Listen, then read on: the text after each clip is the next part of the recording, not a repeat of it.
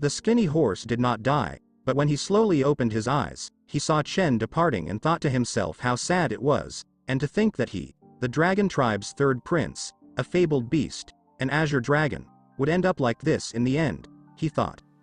As he became weaker and weaker with every turn, Xiaoqi knelt down, and she touched his head, telling him that we all had seen his labor, blood, and tears while working for Master. The skinny horse then bowed and requested that she please show him guidance. While he was bowing, he was sweating bullets as he was still weak. Xiaoqi stood up and reminded him that while he had tilled hundreds of acres of land and even sprinkled it with dragon droppings, he was missing one critical step. She pointed to the ground and told him that was due to the land being mixed up.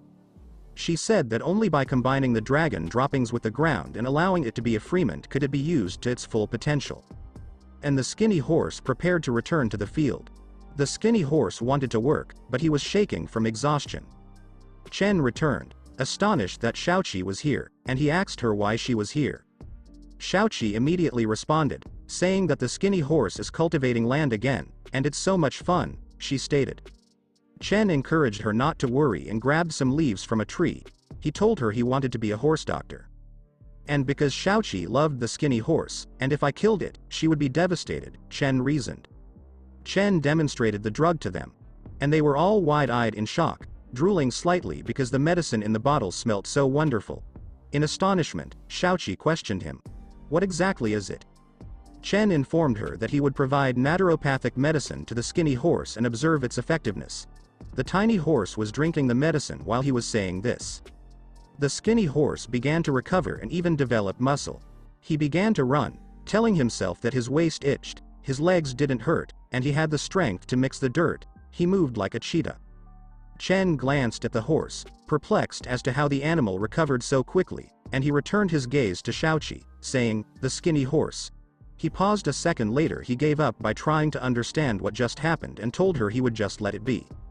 He then informed her that she would be accompanying him to town the following day, and Xiaoqi inquired, "What for?" Chen responded by informing her that he should sell his calligraphy and paintings. Someone yawned the following morning in Qingxi town. As this individual imagined himself to be the top genius of the Scared Sword Palace, I used my might and toured the world to break through. However, it had been a year, he reflected. This was Yan Xiaofeng. While strolling, he pondered, sword, Dao, when will I understand its true meaning? And then he sensed a powerful aura, and he thought to himself, what a scary aura, what could have happened? And Yan Xiao saw. The other people gathered around something, and he heard someone exclaim, "No surprise, Mr. Chen's paintings truly deserve to be called masterpiece." One person commented on how lovely it was. And a customer inquired if old Wang might sell this to him? And people began to shout even louder, saying, "I'd pay double if you sold it to me." Yan Xiao moved closer to the artwork, enraged that a group of mortals would desecrate such a treasure. Yan Xiao's eyes widened in surprise as he examined the painting more closely. He sensed the water around him and observed the method used by the artist in the painting. The man in the painting just looks at him, his eyes glowing gold, and Yan Xiao reaches out to touch him. As he felt the sword intent, Yan Xiao realized he couldn't touch him and headed for Boss Wang. When Yan Xiao saw the painting, he realized it represented the greatest domain of Dao's sword intent. Yan Xiao turned Boss Wang around and yelled in his face, asking them how much they wanted for the artwork and begging them to sell it to him. Boss Wang was taken aback when he asked Yan Xiao who he was. "Is it his turn now?" he inquired. Another customer informed him that Boss Wang was correct and that he was the first to arrive. Yan Xiao caressed the back of his neck as he apologized, telling him that he stated this painting was done by Mr. Chen. Therefore, he wondered whether Boss Wang knew where he was. Boss Wang simply pointed outside and told him he had just departed. Yan Xiao had just run outside to catch up with Chen when he realized that the person who drew it must be a being above the level of painting kings, and potentially the drawing emperor of the Shenwu continent. But why would the great emperor of drawing sell his masterpiece to such insignificant immortals? He questioned himself. Yan Xiao noticed Chen being greeted by someone and returned the greeting. Da Shan simply looked away, uninterested in this person. Xiaoqi was taken aback by something. And Xiaoqi expressed her desire to eat it to his brother. And because this person assumed Mr. Chen had to be the same as him in order to travel, he disguised himself as a mortal in order to make a breakthrough. But before they could get there, they were stopped by someone who said, "Mr. Chen, please wait." "Are you calling me?" Chen asked as he turned around. Yan Shao responded, saying he was mesmerized by the artwork of the swordsman drawing in the future Yuan Inn. He stated that he had followed him to ask for a piece of his art and apologized for bothering him. Chen was startled since he didn't just appear like a swordsman fan, but also like someone who enjoyed painting. Chen made the decision to assist him. He accepted with a smile and told him it was 10 gold for a painting while showing him the artwork that was sparkling with golden chi. Chen informed him that his paintings and calligraphy may only be sold to people he meets by state, and how fate brought them together in such a crowded metropolis, so he'll sell it to him. But Yan Xiaofeng didn't listen because he was too excited to check for the money in his bag, and Shaoqi only glanced at him blankly.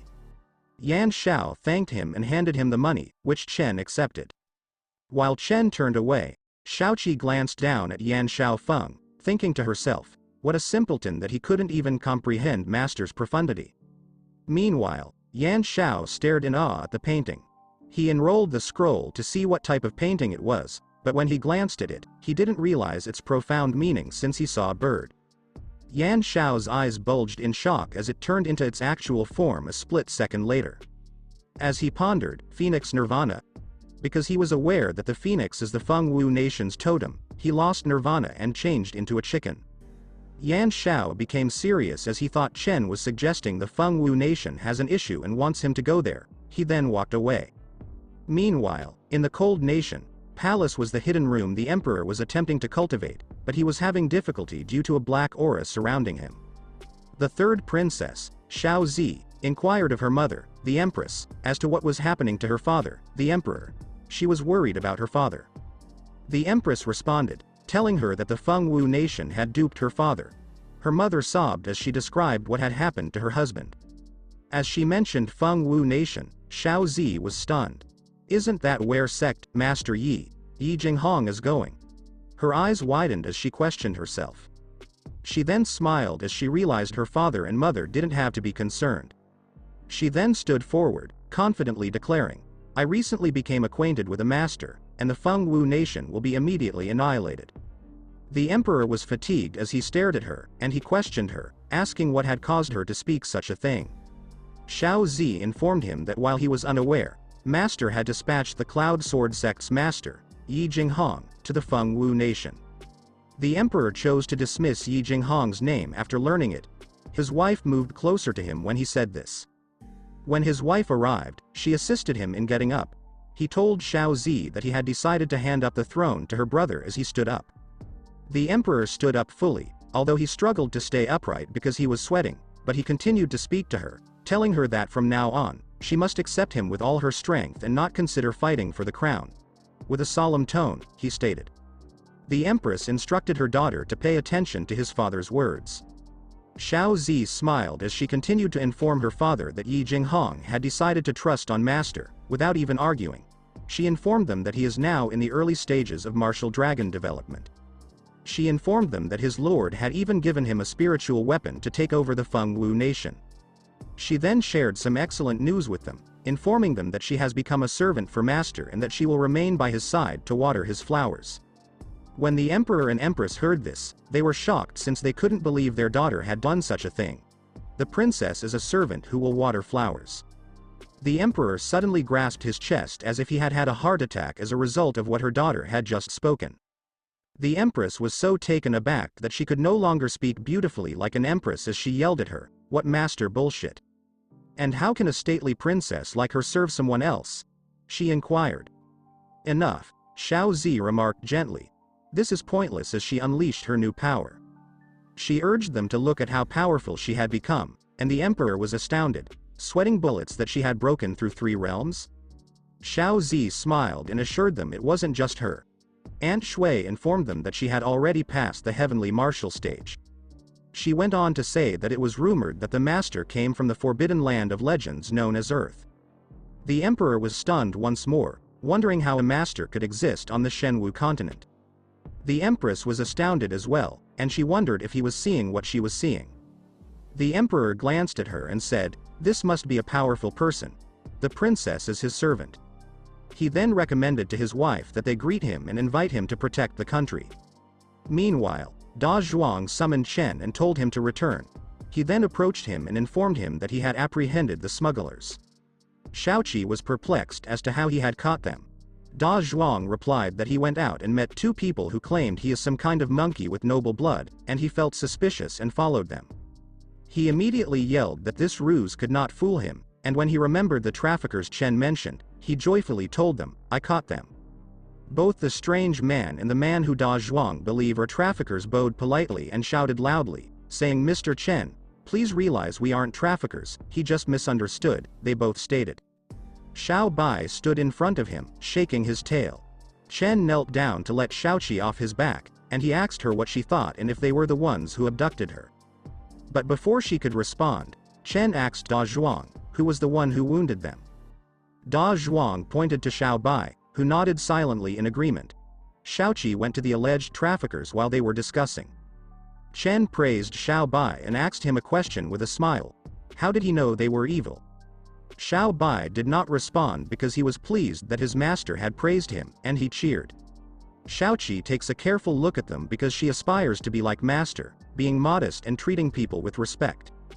Both of them gazed at Shaoqi, shocked to see the spiritual rabbit. Shaoqi then turned around and told Chen that it wasn't them that kidnapped her and that she didn't know who they were. Chen clenched his teeth, enraged. Did I make a mistake? Did I really capture the wrong people? He wondered. Xiao Bai was also taken aback. The second guy was taken aback as he realized something. Then he spoke up, asking Chen if the traffickers he's looking for are related to his younger sister. Shaoqi was astonished, as did Chen and Xiao Bai, and Chen responded as he agreed that Shaoqi had been abducted and brought to Qingxi town, and I'm attempting to discover those who abducted her, he said. He then informed him that he knew who the traffickers were and that he could bring them here. Chen told him that he had misunderstood him and had even injured him, but he was still eager to help him, and he promised to cure his wounds. Both of the men bowed to him, and the other, who was speaking to him, begged him to stay and promised to bring the traffickers back for him. Chen expressed gratitude for his troubles, and he walked away. After Chen had left, his other friend asked him if he knew the traffickers.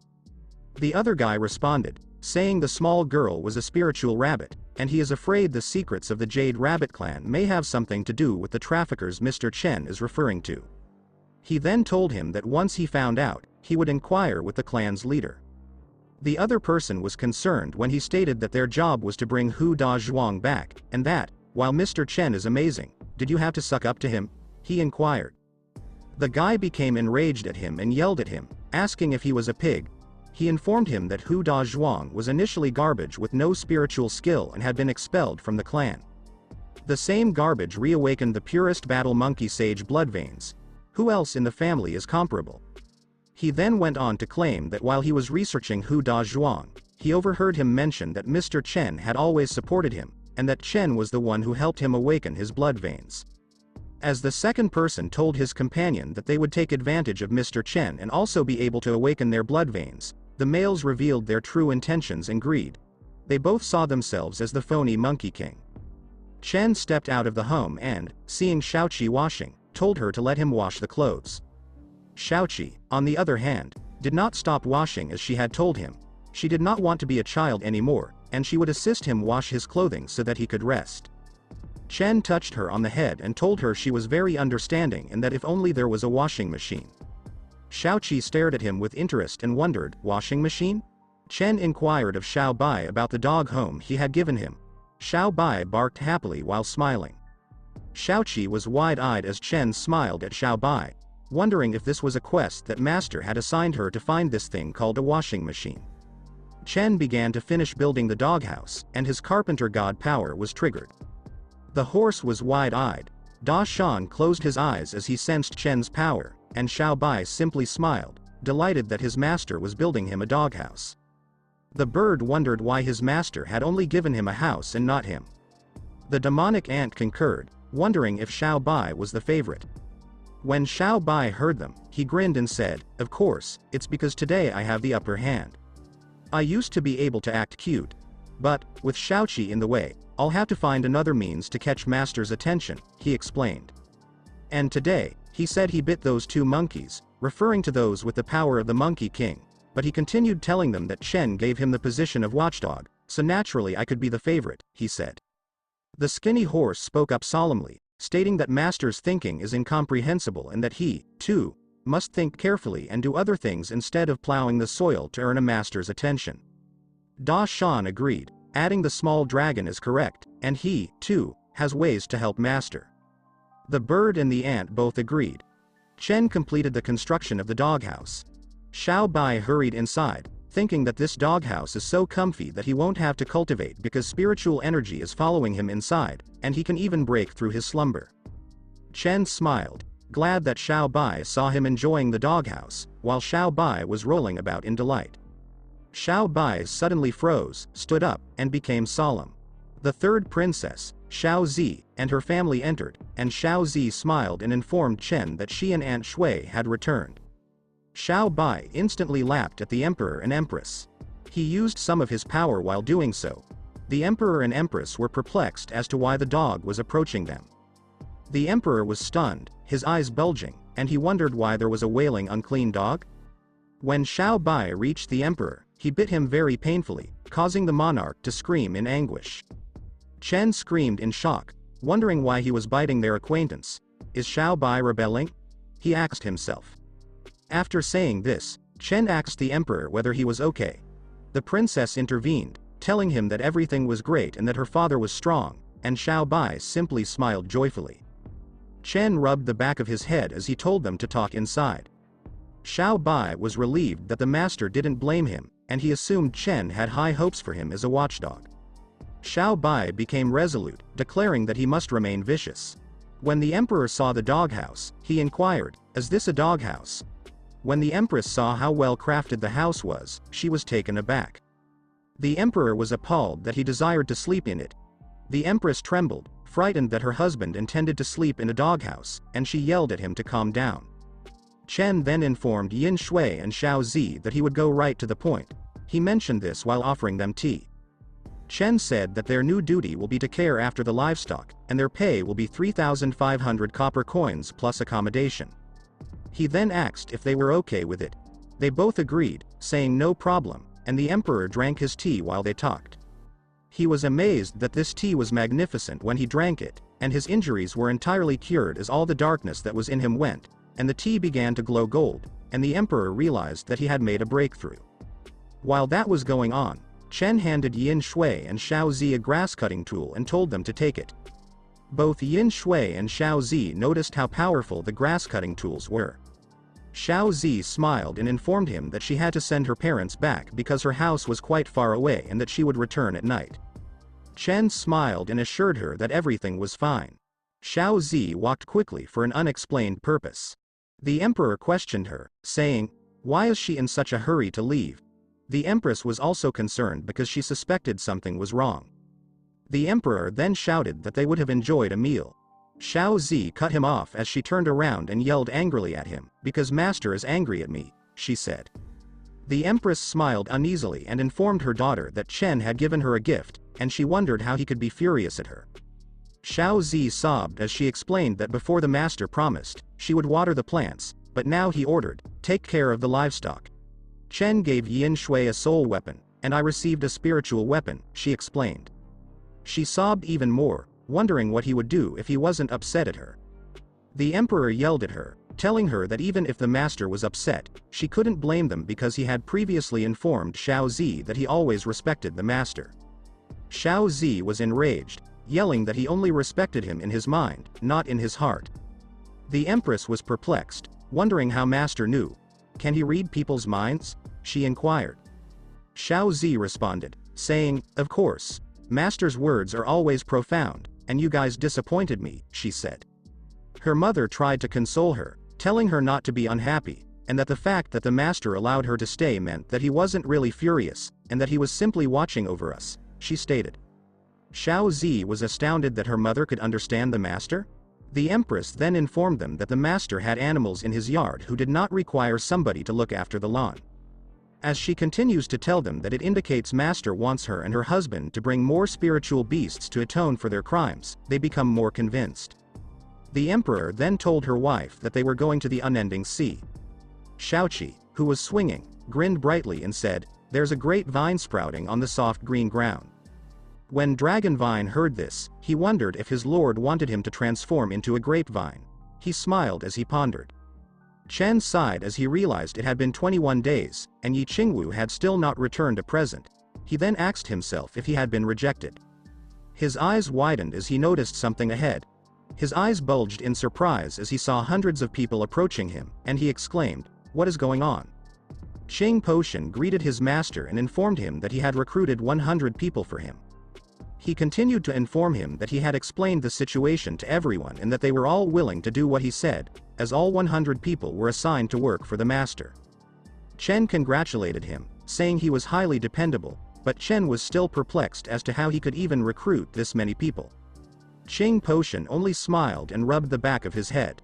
"Come on, I'll assign everyone their work," Chen remarked, and the 100 individuals who heard this applauded. Xiao Zi was still working hard in the field 2 hours later. And as they were working, Chen called out to them, asking them to come here for a moment, so they stood up and walked to him. When they arrived, Chen informed them that the task of feeding the livestock would now be delegated to others.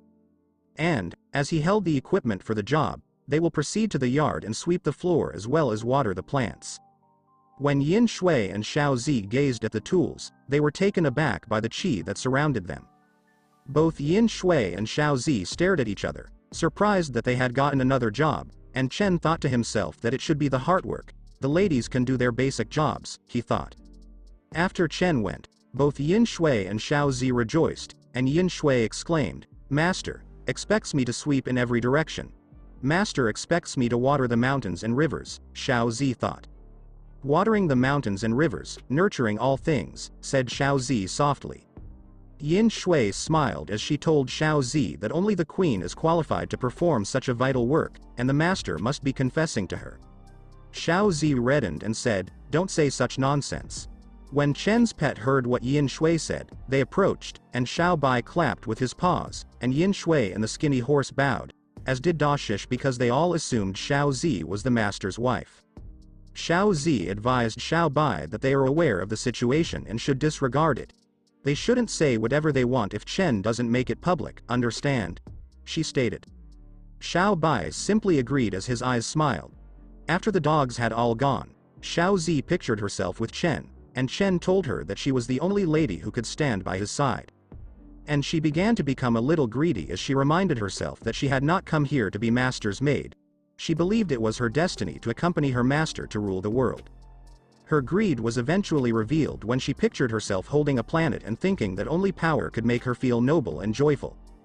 Before she could go insane, Chen called out to her, inviting her to accompany him to the reading room because he had something to ask her. She smiled brightly and told him she was on her way. In the reading room, she envisioned herself kissing Chen.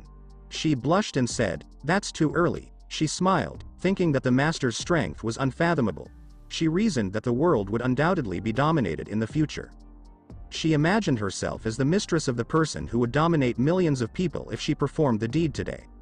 She then shut the door and asked him genuinely what Chen wanted to know. Chen stroked the back of his head awkwardly and said, "All right, fine." He realized he hadn't expected Xiao Zi to be on guard, and conversing with her alone is making things difficult. Chen reddened, and he wondered if someone like her had given her a gift. What would her reaction be? So straightforward, there is no doubt that the master likes me, she thought. Chen reasoned that because she, too, was a girl, she should have the same thoughts as Yi Qingwu. Yes, I see. He's attempting to figure out how a girl thinks. That is such a bad concept. It's almost like attempting to unravel the mysteries of the cosmos. She turned around and abruptly announced that she had accepted. Chen was taken aback and perplexed by what she was saying. She grew nervous after realizing what she had done and stuttered. What I meant was if I don't like that person, I won't accept their present, she explained. She continued to assure him, cautiously, that if she liked that guy, she would return a gift for him. Chen considered it, and he told himself that he was correct in asking for Xiao Zi and that she could truly grasp the girl's mentality better, which is true. Only another girl can understand a girl's mind. Xiao Zi looked at Chen, thinking that even if Chen hadn't said I love you, she would have to be patient. Chen gave an uneasy smile. He then questioned if someone had accepted the gift but had not returned it. What does it all mean? He inquired. Xiao Zi told him that maybe it's because they have things to attend to, so all the gift specials got delayed, and it's not simple to refuse them, so it would be a cold treatment. Chen then worried what situation Yi Qingwu could be in. Xiao Zi's eyes widened as she realized Chen had given her a watering pot as a token of his affection. And she felt he was reminding her that if she likes him, she ought to return a gift right away, she assumed. 3 days later, there were modern buildings nearby, and all of the workers finished their work. That's the 5 elements spiritual gathering array from the legends, exclaimed this guy. Qing Potion stood next to him. As he questioned him, he asked if he truly believed that the construction site chosen by the master was at random. He told him that he would have the opportunity to witness master's means in the future. Chen suddenly cried out to Qing Potion, telling him that the guys he hired are extremely efficient, having rebuilt the dormitory and canteen in just 3 days. Qing Potion bowed to his master, adding, "It's for you, Mr. Chen, so why wouldn't they give it their all?" Chen chuckled and told him he was really humorous, and Xiao Zi smiled. He looked about at the Morden structures and remarked it would be ideal if the basketball court could be put here. And when everyone is free, he says, they may play basketball or even host a competition. Qing Potion was wide-eyed and perplexed as he inquired about what a basketball court was. Chen responded, saying a basketball court is where you play basketball, but it's pointless to build a basketball court if there's no basketball. Xiao Zi inquired, what is a basketball? Chen became animated as he described a basketball with a leathery feel that may be pumped with a bounce. And he added, you can also spank it, with a grin, as he was more interested in the spanking than in basketball. Xiao Zi pondered where she had seen something like this before. Xiao Zi smiled and requested Chen for a few days off so she could see her family. He consented, reminding her that it's difficult for a girl like her to work outside and that when she leaves, she must bring Da Shan with her, as it will make her journey easier. Chen and Qing Potion then left her alone. She felt compelled to locate this basketball after they had left her, in order for her to return a present for Senior's confession. In the livestock shed a few minutes later, Da Shan begged Mistress to teach them, and the skinny horse added that they, too, desired Master's love and care. Xiao Zi softly asked them to stand up, and they complied, but slowly. After they awoke, Xiao Zi informed them that she had cared for them for a few days and had developed feelings. Of course, I don't want to see you abandoned, she explained. She then informed Da Shan that the senior had instructed him to join her, and she asked him whether he understood what he meant. Da Shan agreed, informing her that he would do everything he could to help the great mistress.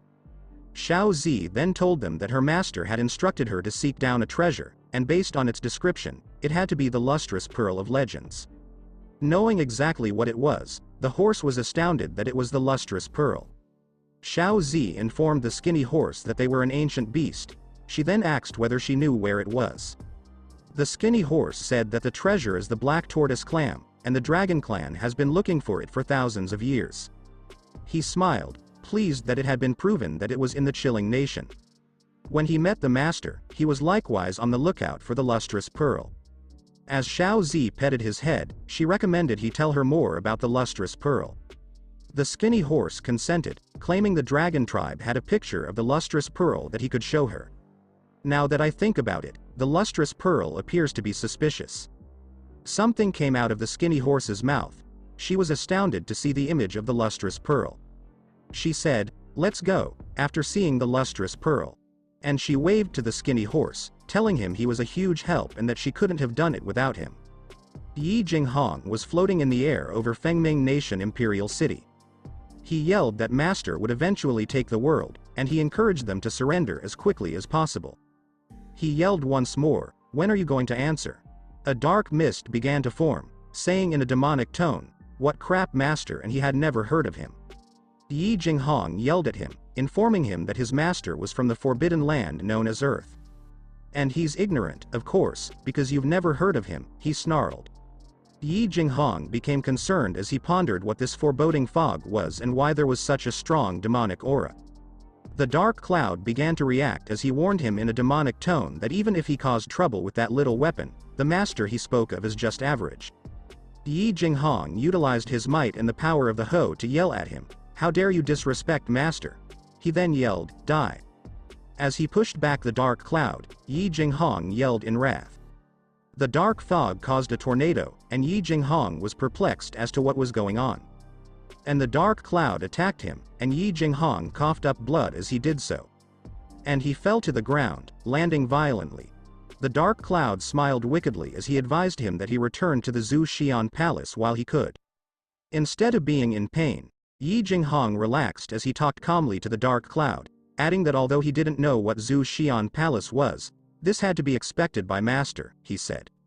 Yi Jinghong guessed that because he couldn't beat him, the master must have arranged for someone to come help him. The dark cloud scowled at him, telling him his words were meaningless. He then yelled for him to die, and his dark cloud formed a hand to crush him as it descended. But, just before Yi Jinghong was about to be crushed, someone said, "The lonely shadow in the cloud river, the wandering old friend. Why do we need to get to know each other before we meet?" A golden glow encircled his body as he appeared, ready to assault. Suddenly, a sword slashed the dark cloud, who was stunned and questioned who he was. The strange figure was using his technique to slice the dark cloud. And he was perched atop a sword in the air. The unknown man suddenly removed his mask, revealing himself to be swordsman Yan Shaofeng, and Yi Jinghong was sweating bullets in disbelief at such technique. Yi Jinghong stared at this guy, a little angry, and questioned him what he was doing here. Yi Jinghong rose up and dusted himself, urging him to get rid of that man as soon as possible. Yan Shaofeng did not respond. Instead, he told him that he had saved him, but he still spoke to him in that tone. He stated. Yi Jinghong narrowed his eyes at him, telling him that he was Senior Chen's pawn and that he had been commanded to capture the Fengming nation. "And may it be due to Senior Chen that he appeared?" he inquired. Yan Shaofeng's eyes widened as he considered Yi Jinghong's question. The guy who was a cloud appeared, darkly chuckling and pointing at them, telling Yi Jinghong, "Such nonsense, master." Even his comrade didn't recognize him.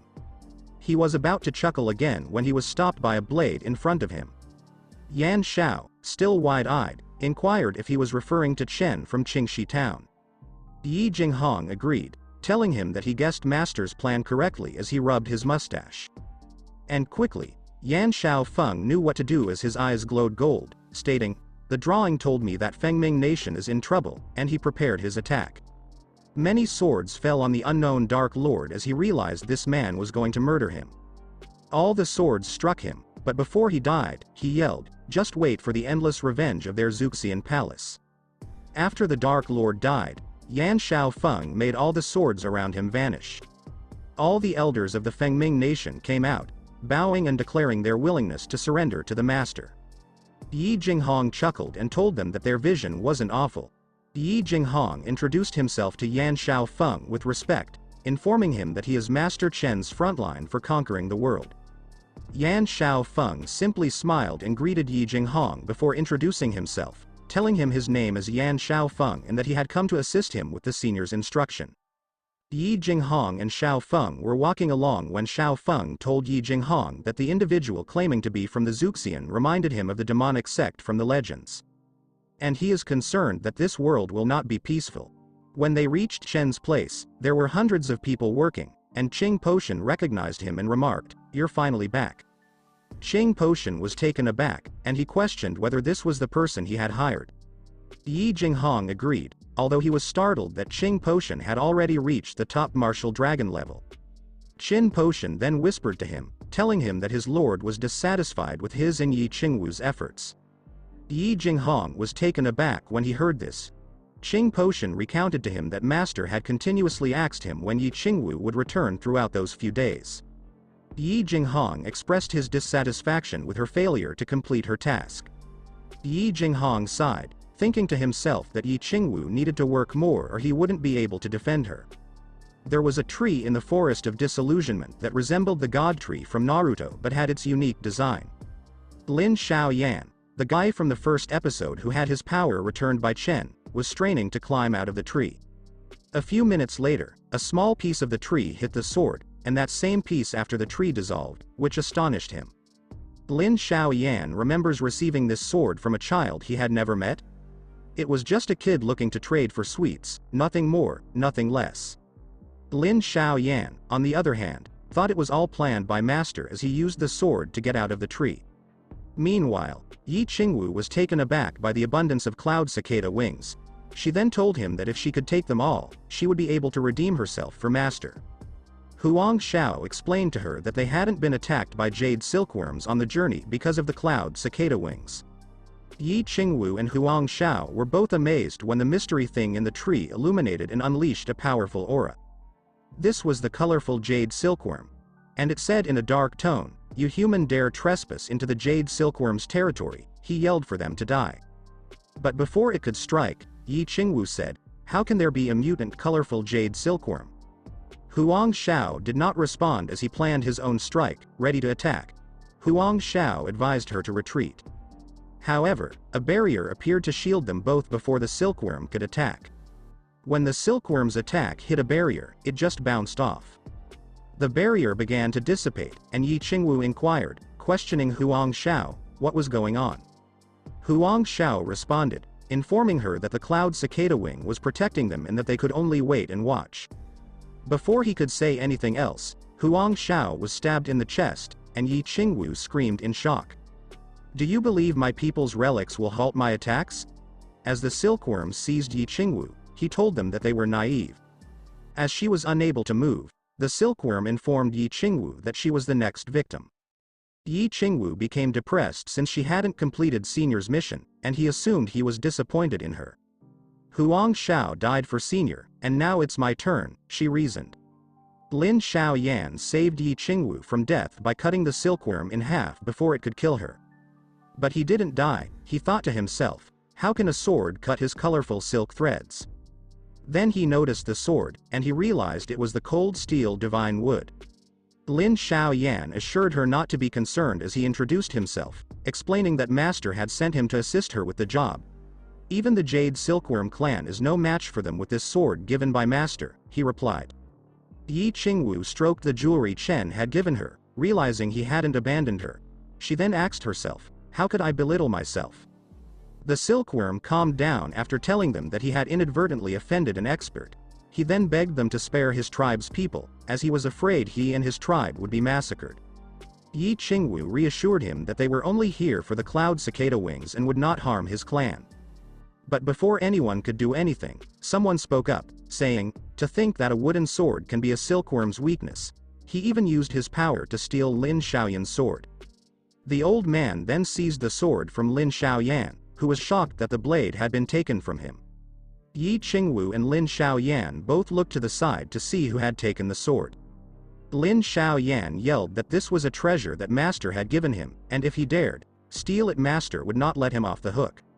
Yi Qingwu stated that they are Master's pawns, and they come for the cloud cicada wings, and they cannot afford the consequences of Master's fury.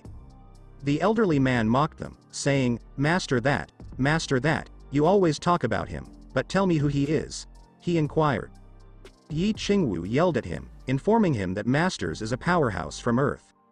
The old man then answered, Earth, recognizing the location of legends. Suddenly, he yelled, let's see if your master can save you from this. He then unleashed a powerful blast that would kill them both. Before the blasts could reach Lin Xiaoyan, Yi Qingwu moved him out of harm's way, and he was surprised to see this. She was suddenly in pain as she coughed up blood after being hit by the blast. The elderly guy was thrilled when he saw that she could survive his onslaught, and he congratulated her for her abilities, but he then exclaimed, what about the second attack? As he launched another strike. Yi Qingwu coughed up blood again, thinking to herself that she had failed Master's expectations, and she was worried that this was the end. But at that precise moment, the pendant Chen had given her glowed green. The pendant neutralized the old man's attack, and its aura enveloped Yi Qingwu. And Yi Qingwu was astounded that this pendant could heal her. She felt incredible relaxation across her entire body as the pendant healed her. The pendant whisked her to the chaos world, which astonished her and made her wonder, where is this? When she peered forward, she was even more surprised to see who she saw next, and she murmured his name cautiously, Chen, not knowing if it was him or not. The mysterious Chen was meditating as the magnificent sword rested on top of him, and strange and old symbols surrounded him. The mysterious Chen gradually opened his eyes, and he asked Yi Qingwu, seriously, if she was willing to carry out his will. Yi Qingwu's jaw dropped open in surprise. She knelt in front of her master and informed him she was ready. The mysterious Chen then extended his hand, and Yi Qingwu faltered, saying yes in shock. The mystery Chen approached her and reached for her brow. And he touched her forehead, transferring some of his power to her, and Yi Qingwu thought to herself that Chen was nice to her. "I can't contain my admiration for you," she said. Her shoes and outfit were altered as Chen bestowed his power on her.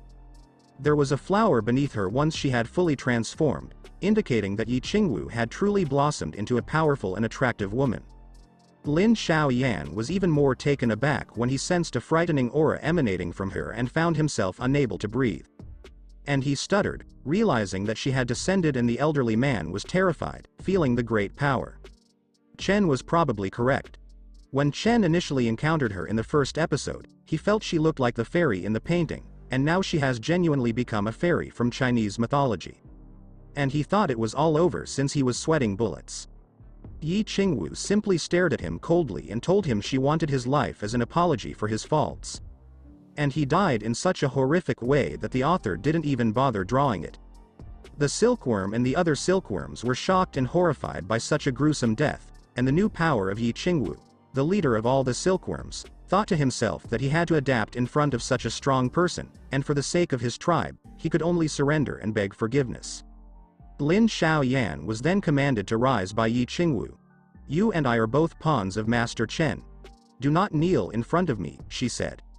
Lin Xiaoyan smiled and said, "Thank you, Saintess." Silkworm then informed her that he and the Jade Silkworm tribe wished to submit and pledge allegiance to the Saintess. Yi Qingwu consented, instructing him to gather all of the cloud cicada wings and deliver them to her. She held a bright ball in her palm. The silkworm understood, and the entire silkworm tribe entered the bag. She smiled as she realized she had made a mistake in thinking that when Senior handed her an average pendant, it wasn't because he despised her. And she didn't expect her weak understanding to see the beauty of the pendant. When Li Xiaoyan finished, he notified Yi Qingwu that he had collected all of the cloud cicada wings. "Alright, let's go," remarked Yi Qingwu. When the silkworm told Yi Qingwu that she couldn't meet the Senior and work for him, the silkworm was frightened a little. Qingwu glared harshly at the silkworm and motioned for him to follow. While she was floating away, she wondered if Chen was pleased with what she had done, she thought. Meanwhile, Chen sneezed, wondering aloud, "Is someone talking about me?" He then raised his head as he observed something. When he saw the tree, he said to himself, "It's been 10 years, and you're finally blooming." When he heard this, the tree smiled slightly.